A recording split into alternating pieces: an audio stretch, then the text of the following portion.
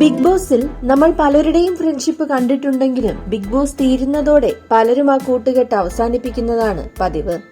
യഥാർത്ഥ സൗഹൃദം തന്നെയായിരുന്നു അതെന്ന് തോന്നിപ്പോകും.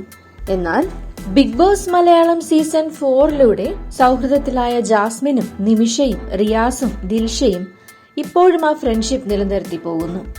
എറണാകുളത്ത് വരുമ്പോൾ ദിൽഷയും ജാസ്മിനും ഒന്നിച്ചാണ് താമസം. സീസൺ 3 ഡിംബൽ, അലസാന്ദ്ര എന്നിവരുമായും ജാസ്മിന് സൗഹൃദമുണ്ട്. നിമിഷ ദുബായിലേക്ക് ചേക്കേറിയപ്പോൾ ഉപ്പില്ലാത്ത കഞ്ഞി പോലെയായി എന്റെ ജീവിതം എന്ന് പറഞ്ഞ ആളാണ് ജാസ്മിൻ.